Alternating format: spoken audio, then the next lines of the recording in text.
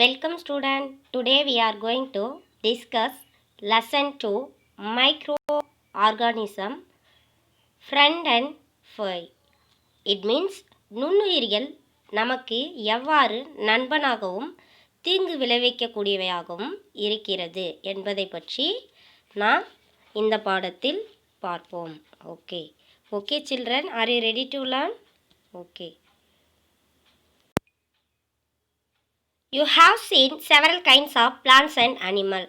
However, there are other living organisms around us, which we are normally cannot see. Yes. அதாவது நம்ம பலவேறுபட்ட தாவரம் மற்றும் விலங்குகளை பார்த்துருப்போம். அது மட்டும் இல்லாமல் சில உயிரினங்களை நம்மளால் கண்ணால் பார்க்க முடியாது, பட் நம்ம சூழ்நிலையை சூழ்ந்து காணப்படும். So these are called micro organism or microbes, அதாவது நுண்ணுயிரிகள்.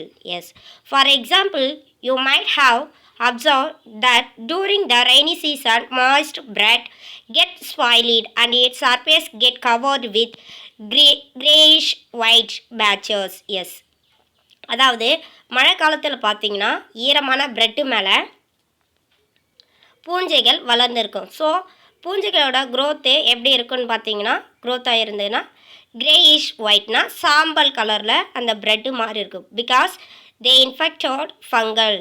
ஸோ அதாவது பூஞ்சையின் தாக்கத்தினால அந்த ப்ரெட்டு அந்த கலரில் மாறி இருக்கு. Fungi also one of the micro organism. Yes, observe this patches through the magnifying glasses. Yes, அதாவது நீங்கள் அதை பார்க்கணும், பூஞ்சைகளை பார்க்கணும், மேக்னிஃபையிங் கிளாஸஸ் அல்லது மைக்ரோஸ்கோப் மூலயமா பார்க்கலாம். We can't able to see our naked eyes, அதாவது வெறும் கண்ணால் நம்மளால் பார்க்க முடியாது. Yes, you will see a tiny black rounded structure. Do you know what does these structures are and where do these come from? So அப்படி magnifying கிளாஸில் பார்க்கும்போது round ஸ்ட்ரக்சராக காணப்படும். அதெல்லாம் எங்கேருந்து வருதுன்னா fungi. It is yeah fungi favourable condition moist and wet place, அதாவது ஈரப்பாங்கான சூழ்நிலை பூஞ்சைகளின் குரோத்துக்கு சாதகமான சூழ்நிலையாக திகழ்கிறது. Yes, let's see here micro organism. Why it is called microorganism? Because it is a smaller in size. மைக்ரோனா நுண், ஆர்கானிசம் உயிரினங்கள். லெட்ஸ் see here மைக்ரோ நுண், ஆர்கானிசம் உயிரினங்கள். ஸோ மைக்ரோனா நுண், ஆர்கானிசம்னா உயிரினங்கள், நுண் உயிரினங்கள். Yes, water and soil are full of tiny organisms, though not all of them fall into the category of microbes. These microorganisms or microbes are so small in size that they cannot be seen with the unaided eye. It means naked eye, அதாவது நம்மளால் வெறும் கண்ணால் இந்த நுண் உயிரிகளை பார்க்க முடியாது. Through the microscope only we can able to see it. Yes, some of these such as the fungus that grow on bread can be seen with your magnifying glasses. Yes, அதாவது magnifying classes மூலயமா bread மேலே வளர்கிற பூஞ்சைகளை நம்மளால் பார்க்க முடியும். Other cannot be seen without help of microscope. மற்ற நுண்ணுயிரிகளை நம்மளால் microscope உதவியால் மட்டும்தான் பார்க்க முடியும். That is why these are called microorganisms or microbes, because the microorganisms are classified into four major groups. Yes, bacteria, fungi, protozoa and some algae. It means microalgae, நுண் பாசியினங்கள். Some algae included macroalgae. Yes, some of these common microorganisms. Viruses are also microscopic but are different from other microorganisms. Yes, வைரஸும் ஒரு நுண்ணுயிரி தான், but மற்ற உயிரினங்களை compare பண்ணும்போது it is differ. Yes, they however reproduce only inside the cells of host organism, which may be a bacteria, plants or animal. Yes, அதாவது virus என்ன பண்ணுன்னு பார்த்தீங்கன்னா ஒரு செல்லுக்குள்ளே மட்டும்தான் போயிட்டு அதால் ரீப்ரொடியூஸ் பண்ண முடியும். வெளியில் இருக்கும்போது அதால் ரீப்ரொடியூஸ் பண்ண முடியாது. ஹோஸ்ட்னா ஓம்புயிரி உள்ளார போயிட்டு தான் அதோட இனப்பெருக்கத்தை தொடங்க முடியும். ஃபார் எக்ஸாம்பிள் பாக்டீரியாவோ பிளான்ஸோ அல்லது அனிமலுக்குள்ளவோ இந்த வைரஸ் என்ட்ரு ஆகும்போது தான் அதால் அதனுடைய இனப்பெருக்கத்தை இன்க்ரீஸ் பண்ண முடியும். Yes, some like cold, influenza and most cough are caused by viruses. Serious disease like polio and chickenpox are also caused by a virus. Yes, அதாவது வைரஸால் more than kinds of disease are created like a polio, chickenpox. சின்னம்மை, பெரியம்மை, polio அந்த மாதிரி டிசீஸ்லாம் வைரஸால் தான் உருவாகுது. Yes, disease like dysentery and malaria are caused by protozoan. Yes, protozoa மூலயமா என்னென்ன டிசீஸ் கிரியேட் ஆகுதுன்னா டிசென்ட்ரி அண்ட் மலேரியா. வேறு typhoid and tuberculosis are bacterial disease. அதாவது பாக்டீரியல் நோயின்னு பார்த்தாக்கா டைஃபாய்டு, டியூபர்குலோசிஸ், டிபி அப்படின்னா காச நோயின்னு சொல்லுவோம் இல்லையா. ஸோ அந்த டிசீஸும் பாக்டீரியாவில் தான் உருவாகுது. Yes, look at the picture. It is a bacterial structure. Bacteria is one of the microorganism. Let us see here. It is a microalgae. For example, Chlamydomonas. Chlamydomonas பார்க்கும்போது உங்களுக்கு என்ன தோணுது? Look like a cockroach. It is a Spirogyra. It is also one of the microalgae. Yes. Let's see here. Protozoa. For example, amoeba and paramecium. It is included microorganism. Fungi, பூஞ்சைகள். Example, bread mold, Penicillium, Aspergillus. So, Penicillium also one of the medicinal use of microorganism. From the Penicillium notatum, fungi give for us penicillin as a medicine. Look at the picture. This is a virus. For example, T4 bacteriophage. So, இந்த virus பேர் என்னன்னு கேட்டிங்கன்னா T4 bacteriophage. T4 bacteriophage only this like structures. Yes, இந்த மாதிரியான அமைப்பு உடையது என்ன வகையான வைரஸ்னா T4 bacteriophage virus. Okay, let's see here. Where do microorganism live? அதாவது நுண்ணுயிர்கள் எங்கு வாழும்?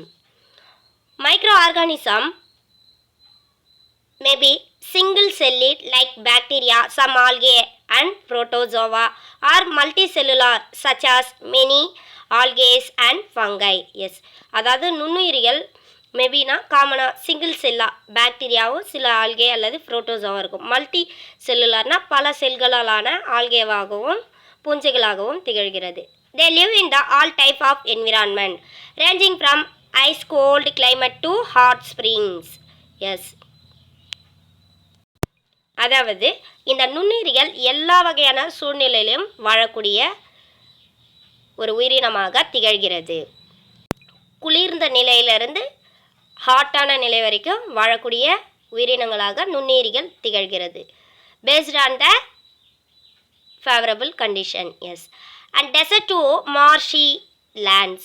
They are also found inside the bodies of animals including human. Yes, some of microorganisms live in the inside of animals and human beings also. அதாவது விலங்குகளின் உடலிலும் மனிதர்களின் உடலிலும் சில மைக்ரோப்ஸ் அதாவது நுண்ணுயிரிகள் வாழ்கிறது. Some microorganisms creating disease for us. அதாவது சில நுண்ணுயிரிகள் நமக்கு நோயை உருவாக்கக்கூடியவையாக திகழ்கிறது. Some microorganisms grow on other organisms while other exist freely. Yes, let's see here. Microorganism and us. அதாவது நுண்ணுயிரிகள் மற்றும் நமக்கு எவ்வாறு உதவி புரிகிறது. Yes, microorganism play an important role in our life. Yes, some of them are beneficial in many ways, whereas some other are harmful and cause diseases. Yes, சில நுண்ணுயிர்கள் பார்த்தா நமக்கு நன்மை தருவையாகவும் சில நுண்ணுயிர்கள் பார்த்தா நமக்கு டிசீஸை கிரியேட் பண்ணுறவையாகவும் இருக்கிறது. Yes, let us study about them in detail. Yes, so நம்ம அதை பற்றி தான் இப்போது பார்க்க போகிறோம். Yes, let's see here. First of all, friendly micro organism, அதாவது நுண்ணுயிர்கள் எவ்வாறு நமக்கு ஃப்ரெண்ட்லியாக நண்பனாக அல்லது நமக்கு பயன் தரக்கூடியவையாக திகழ்கிறது. Micro organism are used for various purpose. They are used in the preparation of curd, bread and cake. Let's see here. Microorganisms have been used for the production of alcohol. Yes, for example, yeast is used for production of alcohol. They are also used in the cleaning up of the environment. For example, the organic wastes, vegetable peels, remains of animals and feces. Yes, அதாவது சில நுண்ணுயிரிகள் நம்மளுடைய சூழ்நிலையை சுத்தம் செய்பவைகளாக திகழ்கிறது. The death and decaying matters and plant debris are broken down into harmful less and usable substance by a bacteria.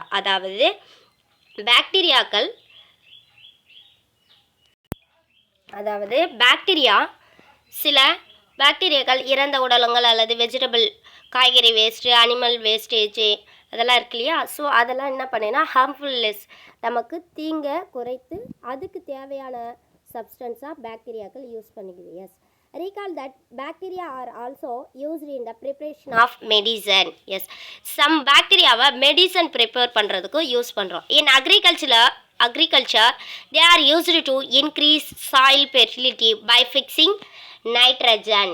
S, சில பாக்டீரியாக்கள் மண்ணுடைய வளத்தை கூட்டுவதற்கு உதவி புரிகிறது. ஃபார் எக்ஸாம்பிள், நைட்ரோபாக்டர் அப்படின்ற பாக்டீரியா சாயிலில் இருக்கிற, அதாவது காற்றில் கலந்து இருக்கிற நைட்ரஜனை மண்ணில் நிலைப்படுத்தி நைட்ரஜன் கண்டென்ட்டை சாயிலுக்கு இன்க்ரீஸ் பண்ணக்கூடியதாக திகழ்கிறது. Yes, the next, making of curd and bread. Yes, the milk turned into curd by bacteria. Yes, அதாவது பால் தயிராக எப்படி மாறுது? through the microorganism like bacteria. I saw that my mother added a little curd to warm milk to set curd for the next day. I wondered why. அதாவது பாலை காய வச்சு அதில் நம்ம என்ன பண்ணுறோம், little curd, small amount of கர்டை add பண்ணும்போது நெக்ஸ்ட் டே பார்த்தோன்னா அந்த பால் கர்டாக டர்ன் ஆகிடுது. What is the surprise? என்ன அதிசயம் அங்கே நிகழ்ந்தது? Curd contain several micro organism. Yes, அதாவது தயிரில் நிறைய நுண்ணுயிரிகள் இருக்கிறது. The bacterium lactobacillus promote the formation of curd. Yes, அதாவது இந்த கர்டில் லாக்டோபாசில்லஸ் அப்படின்ற பாக்டீரியாக்கள் பாலை தயிராக மாற்றி விடுகிறது. Lactobacillus is one of the micro organism.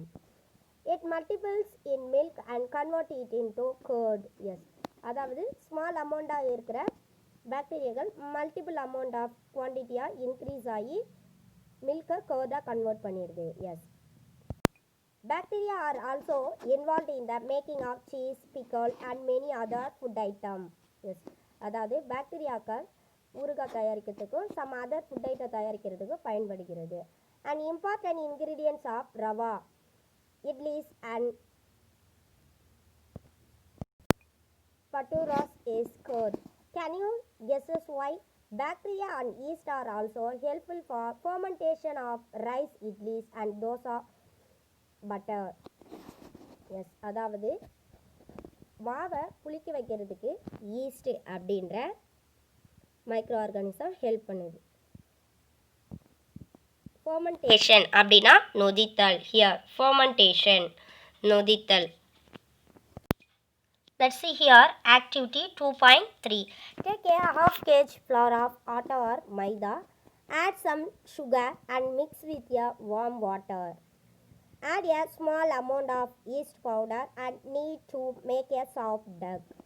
Yes, அதாவது 1/2 kg மைதாவை எடுத்துக்கிட்டு அதில் கொஞ்சமாக சுகர் ஆட் பண்ணி அது கூட வார்ம் வாட்டர் சுடு தண்ணி ஊற்றி மிக்ஸ் பண்ண சொல்லியிருக்காங்க. So small amount of yeast powder அது கூட ஆட் பண்ணணும். ஸோ ஆட் பண்ணதுக்கப்புறம் நல்லா அடிச்சோன்னா மாவு சாஃப்ட் ஆகிடும். Do you observe after 2 hours did you find the dough rising? So இந்த 2 ஹவர்ஸ்க்கு அப்படியே வச்சுட்டு அதுக்கப்புறம் பார்த்தீங்கன்னா அந்த மாவு மேலே பபுள்ஸ் மாதிரி வந்திருக்கும். What happen? The yeast reproduced rapidly and produce carbon dioxide during respiration. Yes, அதாவது ஈஸ்ட் சுவாசித்தல் மூலயமாக கார்பன் டை ஆக்சைடை வெளிவிடுது. Yes, the bubbles of gases fill in the duct and increase its volumes. Yes, அதாவது கேஸ் பபுள்ஸாக ஃபார்ம் ஆகுது இல்லையா? ஸோ அதனால் அந்த மாவில் காற்று பபுள்ஸு அதிகமாகிறதுனால அதோடைய வால்யூம் இன்க்ரீஸ் ஆகி காணப்படுது. Yes, this is the basis of these uses of yeast in the baking industry for making bread and pastries and cake. Yes, let us see here commercial uses of microorganism. அதாவது வியாபார ரீதியில் எவ்வாறு நுண்ணுயிரிகள் செயல்படுகிறது. Yes, microorganism are used for the large scale production of alcohol, wine and acetic acid. Acetic acid mean vinegar. Yes, அதாவது நுண்ணுயிரிகள் அதிக அளவில் alcohol, wine, acetic acid, vinegar தயாரிக்கிறதுக்கு பயன்படுகிறது. Yeast is used for commercial production of alcohol and wine. அதாவது yeast வியாபார ரீதியில் alcohol மற்றும் வைனை உருவாக்குறதுக்கு யூஸ் பண்ணுறோம். Yes, for this purpose yeast is grown on natural sugars present in the grains like barley, wheat, rice and crushed fruit juice. Yes, let's see here. Activity 2.4. Take a 500 milliliter beaker, fill it up to 3/4 with water. Dissolve 2 to 3 teaspoons of sugar in it. Add half spoon of yeast powder to the sugar solution.